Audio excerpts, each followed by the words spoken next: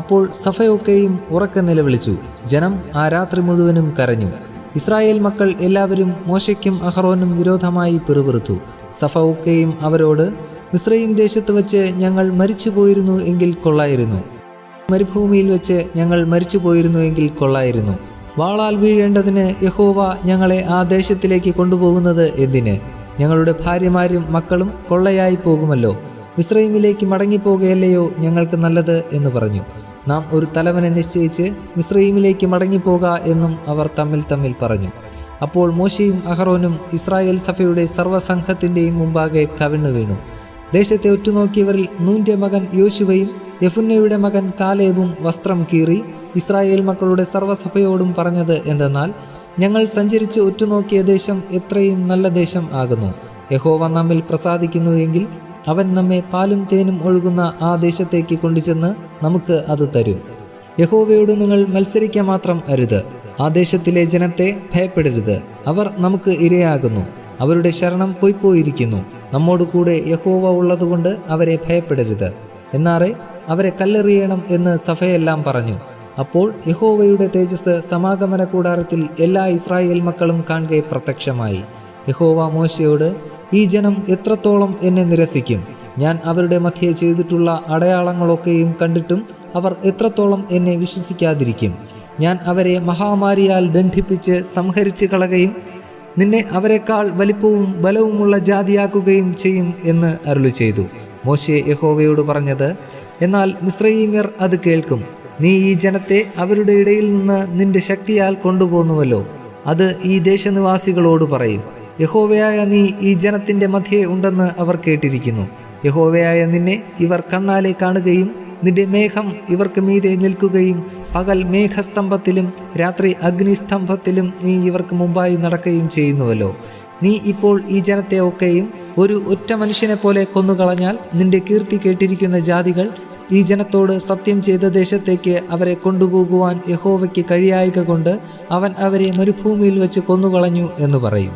യഹോവ ദീർഘക്ഷമയും മഹാദയയും ഉള്ളവൻ, അകൃത്യവും ലംഘനവും ക്ഷമിക്കുന്നവൻ, കുറ്റക്കാരനെ വെറുതെ വിടാതെ പിതാക്കന്മാരുടെ അകൃത്യം മൂന്നാമത്തെയും നാലാമത്തെയും തലമുറയോളം മക്കളുടെ മേൽ സന്ദർശിക്കുന്നവൻ എന്നിങ്ങനെ നീ അരുളി ചെയ്തതുപോലെ കർത്താവേ, ഇപ്പോൾ നിന്റെ ശക്തി വലുതായിരിക്കണമേ.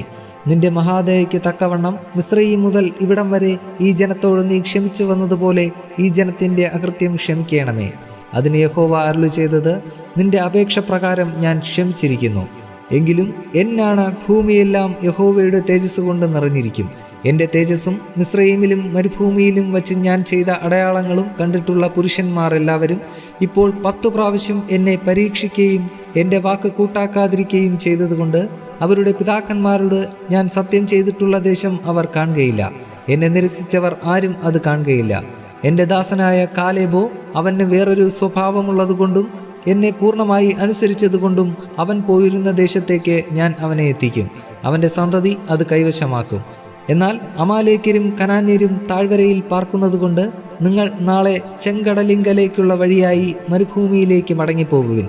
യഹോവ പിന്നെയും മോശയോടും അഹറോനോടും അരുളി ചെയ്തത്, ഈ ദുഷ്ടസഭ എത്രത്തോളം എനിക്ക് വിരോധമായി പിറുപിറുക്കും? ഇസ്രായേൽ മക്കൾ എനിക്ക് വിരോധമായി പിറുപിറുക്കുന്നത് ഞാൻ കേട്ടിരിക്കുന്നു. അവരോട് പറവിൻ, ഞാൻ കേൾക്കെ നിങ്ങൾ പറഞ്ഞതുപോലെ തന്നെ എന്നാണ് ഞാൻ നിങ്ങളോട് ചെയ്യുമെന്ന് യഹോവ അരുളി ചെയ്യുന്നു. ഈ മരുഭൂമിയിൽ നിങ്ങളുടെ ശവം വീഴും. യെഫുന്നയുടെ മകൻ കാലേബും നൂന്റെ മകൻ യോശുവയും ഒഴികെ 20 വയസ്സ് മുതൽ മേലോട്ട് എണ്ണപ്പെട്ടവരായി എൻ്റെ നേരെ പിറുപിറുത്തവരായ നിങ്ങളുടെ എണ്ണത്തിൽ ആരും ഞാൻ നിങ്ങളെ പാർപ്പിക്കുമെന്ന് സത്യം ചെയ്തിട്ടുള്ള ദേശത്ത് കടക്കയില്ല. എന്നാൽ കൊള്ളയായി പോകുമെന്ന് നിങ്ങൾ പറഞ്ഞിട്ടുള്ള നിങ്ങളുടെ കുഞ്ഞുകുട്ടികളെ ഞാൻ അതിൽ കടക്കുമാറാക്കും. നിങ്ങൾ നിരസിച്ചിരിക്കുന്ന ദേശം അവർ അറിയും. നിങ്ങളോ നിങ്ങളുടെ ശവം ഈ മരുഭൂമിയിൽ വീഴും. നിങ്ങളുടെ ശവം മരുഭൂമിയിൽ ഒടുങ്ങും വരെ നിങ്ങളുടെ മക്കൾ മരുഭൂമിയിൽ 40 സംവത്സരം ഇടയരായി സഞ്ചരിച്ച് നിങ്ങളുടെ പാതിവൃത്യഭംഗം വഹിക്കും. ദേശം ഒറ്റുനോക്കിയ 40 ദിവസത്തിൻ്റെ എണ്ണത്തിനൊത്തവണ്ണം ഒരു ദിവസത്തിന് 1 സംവത്സരം വീതം 40 സംവത്സരം നിങ്ങൾ നിങ്ങളുടെ അകൃത്യങ്ങൾ വഹിച്ച് എൻ്റെ അകൽച്ച അറിയും. എനിക്ക് വിരോധമായി കൂട്ടം കൂടിയ ഈ ദുഷ്ടസഭയോട് ഞാൻ ഇങ്ങനെ ചെയ്യും. ഈ മരുഭൂമിയിൽ അവർ ഒടുങ്ങും. ഇവിടെ അവർ മരിക്കും എന്ന് യഹോവയായ ഞാൻ കൽപ്പിച്ചിരിക്കുന്നു.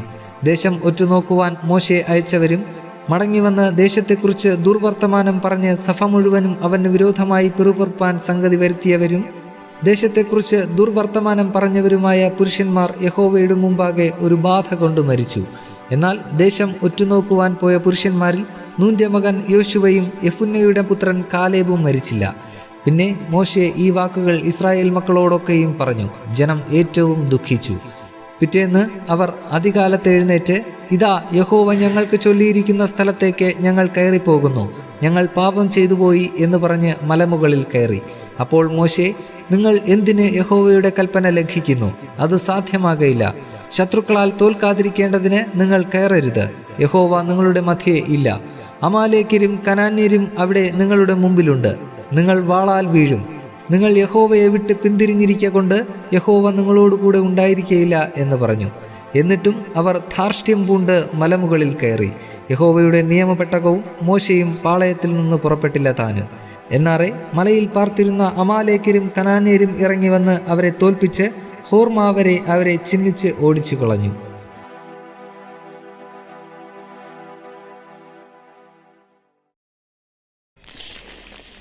ഇത്രയുമാണ് നമ്മുടെ ഈ ആഴ്ചത്തെ അധ്യായം.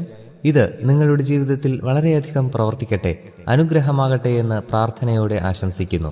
ദൈവം ഒരാഴ്ച കൂടി നമ്മുടെ ജീവിതത്തിൽ അനുവദിച്ചു തരികയാണെങ്കിൽ അടുത്ത അധ്യായത്തിൽ നമുക്ക് വീണ്ടും കണ്ടുമുട്ടാം. അതുവരെ ദൈവകൃപ നമ്മോടുകൂടെ ഉണ്ടായിരിക്കുമാറാകട്ടെ. ആമേൻ. നിങ്ങൾ ആദ്യമായാണ് ഈ ചാനൽ കാണുന്നതെങ്കിൽ ദയവായി ശ്രദ്ധിക്കുക. ബൈബിൾ ആദ്യം മുതൽ അവസാനം വരെ വായിക്കുന്ന ഒരു പ്രോഗ്രാമാണിത്. താല്പര്യമുണ്ടെങ്കിൽ നിങ്ങൾക്കും ദിവസത്തിൽ ആകെ 5 മിനിറ്റ് മാത്രം ചിലവാക്കിക്കൊണ്ട് ഇതിൽ പങ്കാളികളാകാം. ഒരുപക്ഷെ ഇത് നിങ്ങൾക്ക് വേണ്ടി കൂടിയുള്ള ഒരു പ്രോഗ്രാം ആയിരിക്കാം. ഇതിൽ പങ്കെടുക്കുവാൻ ആഗ്രഹമുണ്ടെങ്കിൽ ഈ ചാനൽ സബ്സ്ക്രൈബ് ചെയ്യുക.